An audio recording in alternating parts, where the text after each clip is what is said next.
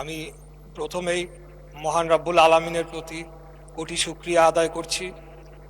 জাতীয় সংসদে কার্যত আমার জীবনের প্রথম পূর্ণাঙ্গ বক্তব্য রাখার সুযোগ পেয়েছি। আমি আমার মরহুম বাবা, একজন সাবেক সংসদ সদস্য সাদেক হোসেন খোকা, এবং আমার মাতা ইসমতারা, তাদের দোয়ায় আজকে মহান রব্বুল আলামিনের বদৌলতে আজকে আমি মহান সংসদে দাঁড়িয়ে বক্তব্য রাখার সুযোগ পেয়েছি। আমি গভীর শ্রদ্ধাভরে স্মরণ করছি জাতির শ্রেষ্ঠ সন্তান 1971 সালের মহান মুক্তিযুদ্ধে সকল শহীদ এবং বীর মুক্তিযোদ্ধাদের, এবং আরও স্মরণ করছি বিগত 24 সালে জুলাই আগস্ট গণ অভ্যুত্থানে সকলে যারা শহীদ হয়েছেন, যারা আহত হয়েছেন, যারা পঙ্গুত্ব বরণ করেছেন, তাদের সকলকে স্মরণ করছি। মাননীয় স্পিকার, গত কয়েকদিন যাবৎ এই সংসদে দাঁড়িয়ে অনেক নেতৃবৃন্দের বক্তব্য, অনেক সদস্যদের বক্তব্য শুনেছি। তাই ক্ষণে ক্ষণে প্রতিটি মুহূর্তে প্রত্যেকটি বক্তার পরেই আমার বক্তব্য অনেকখানি পরিবর্তন করতে হচ্ছে। যেভাবে আমি ভেবেছিলাম যে আমার জীবনের প্রথম বক্তব্য রাখবো, সেখান থেকে অনেকটাই এখন সরে আসতে হচ্ছে আর কি। মাননীয় স্পিকার, আমি মুক্তিযুদ্ধ বিষয়ক মন্ত্রণালয়ের দায়িত্ব পেয়েছি। সেজন্য আমি আমাদের নেতা, মাননীয় সংসদ নেতা, মাননীয় প্রধানমন্ত্রী জনাব তারেক রহমানের প্রতি কৃতজ্ঞতা জানাচ্ছি। উনি আমাকে সুযোগ দিয়েছেন, উনি আমাকে মনোনয়ন দিয়েছেন, এবং ঢাকা 6 আসনের সর্বস্তরের ভোটাররা তাদের মূল্যবান ভোট দিয়ে আমাকে সংসদে পাঠিয়েছেন। মাননীয় স্পিকার, আমরা দেখেছি যে 2009 সালে একটি 1/11 ষড়যন্ত্রের মাধ্যমে যে সরকারটি এসেছিল, সেই সরকার তারা মুক্তিযুদ্ধের চেতনাকে বিক্রি করে পদে পদে তারা ফায়দা লুটেছে, জনগণের অধিকারকে হরণ করেছে, এবং 2011 সালের 30শে জুন তারা তত্ত্বাবধায়ক সরকার ব্যবস্থা অন্যায়ভাবে বাতিল করে একটি কার্যত একদলীয় শাসন ব্যবস্থার দিকে বাংলাদেশকে নিয়ে গিয়েছিল, এবং সেটিকে তারা তাদের অবৈধ ক্ষমতাকে দীর্ঘায়িত করার জন্য তারা গুম, খুন, ধর্ষণ সহ এমন কোনো অপরাধ নেই যেটি তারা করেন নাই। আমরা তখন থেকেই দেশনেত্রী মরহুমা বেগম খালেদা জিয়ার নেতৃত্বে গণতন্ত্র পুনরুদ্ধারের আন্দোলন আমরা তখন থেকেই করে আসছি, এবং সর্বশেষ 2024 সালে আমাদের নেতা, আজকের মাননীয় প্রধানমন্ত্রী, ওনার নেতৃত্বেই আমরা আন্দোলন সংগ্রাম লড়াইয়ের মাধ্যমে বাংলাদেশে আবার গণতন্ত্র প্রতিষ্ঠার সুযোগ পেয়েছি।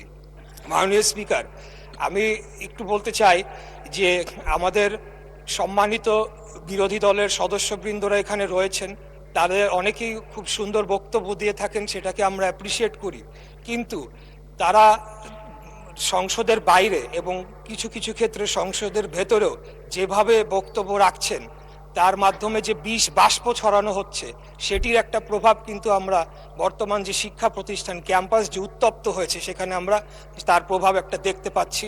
সেখানে বিভিন্ন জায়গায় তাদের ছাত্র সংগঠনের যারা রয়েছেন তাদের সাথে বিভিন্ন সংঘর্ষের ঘটনা ঘটছে, অনেকেই সেখানে আহত হয়েছেন, এবং নানা ধরনের একটা অস্থিরতা বিরাজ করছে। আমি খুব কষ্ট পেয়েছি যে গত সপ্তাহে বৃহস্পতিবার দিন এখানে সুন্দর আলোচনা হলো, জ্বালানি বিষয়ক একটি সমস্যা নিয়ে একটি কমিটি গঠন করা হলো। আমাদের মাননীয় বিরোধী দলের নেতা, তিনিও খুব সুন্দর বক্তব্য রাখলেন, কিন্তু পরের 2 দিনই আমরা দেখলাম, যে 2 দিন সংসদ চলেনি, যে তাদের নেতৃবৃন্দ বিভিন্ন জায়গায় নানা ধরনের কথা বলেছে, এবং এক প্রকার জনগণকে উস্কানি দিয়েছে। এমনও কথা বলা হয়েছে যে 17 দিনের মধ্যে নাকি বিএনপি নির্বাচিত সরকারকে তারা ক্ষমতা থেকে হটাবে।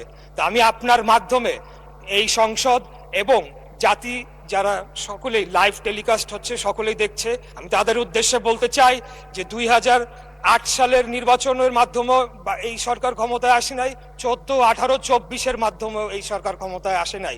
আমরা জনগণের সরাসরি ভোটের মাধ্যমে ম্যান্ডেট প্রাপ্ত হয়ে এই সংসদে এসেছে। আমাদেরকে যদি কেউ হুমকি ধামকি দিয়ে মনে করে সরকার পতন করবে, আমি আপনার মাধ্যমে মাননীয় সংসদ নেতার উদ্দেশ্যে বলতে চাই, আপনি খালি হুকুম দিবেন, ইনশাআল্লাহ বিগত দিনে আপনার নির্দেশ প্রাপ্ত হয়ে আমরা যেভাবে রাজপথে অবস্থান করে জনগণের ভোটের অধিকার প্রতিষ্ঠা করার জন্য আন্দোলন সংগ্রাম করেছি, একইভাবে খুনি হাসিনাকে পতন করার জন্য আমরা যেভাবে আন্দোলন সংগ্রাম করেছি, আমাদেরকে যদি হুমকি দেওয়া হয় তাহলে সম্মানিত বিরোধী দলের প্রতি সম্মান রেখেই বলছি, আপনারা যদি আমাদেরকে পতন করার হুমকি দেন তাহলে বিরোধী দলের অবস্থান থেকে আপনাদেরকে পতন ঘটানো হবে ইনশাআল্লাহ।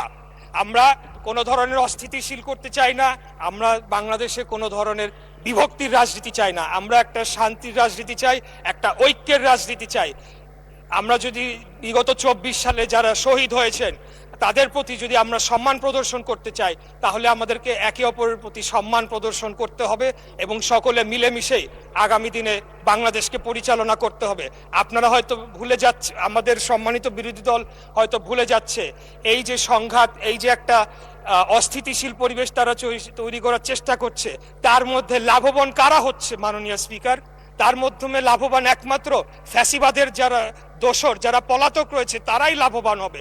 আর তারা যদি আবার কোনোভাবে বাংলাদেশে ফেরত আসে তাহলে কি অবস্থা করবে যারা তাদের বিরুদ্ধে আন্দোলন করেছে, লড়াই করেছে, সেটা আমি আপনার মাধ্যমে আমি প্রশ্ন রাখতে চাই। তাই আমি আর যেহেতু সময় সংক্ষিপ্ত, সময় বাড়ানোর আবেদনও করব না। ইনশাল্লাহ 5 বছরের জন্য নির্বাচিত হয়েছি, আরো সুযোগ পাবে কথা বলার, ইনশাল্লাহ কথা বলে যাব। তাই আপনার মাধ্যমে আমি আবারও ঐক্যের আহ্বান জানাচ্ছি, শান্তির আহ্বান জানাচ্ছি এবং পরস্পরের প্রতি একটা শ্রদ্ধার মাধ্যমে আপনারা একটা সম্মান বজায় রাখবেন এবং একে অপরকে হেয় প্রতিপন্ন করার মাধ্যমে যে একটা অপসংস্কৃতি চালু হয়েছিল বিগত খুনি স্বৈরাচারী ফ্যাসিবাদী হাসিনার আমলে, সেখান থেকে যাতে আমরা বের হয়ে এসে আগামী দিনে একটা ঐক্যের রাজনীতি প্রতিষ্ঠা করতে পারি, সেই আহ্বান জানিয়ে আমার বক্তব্য এখানে শেষ করছি। খোদাফেজ। বাংলাদেশ জিন্দাবাদ, বাংলাদেশ জাতীয়তাবাদী দল জিন্দাবাদ। ধন্যবাদ মাননীয় স্পিকার।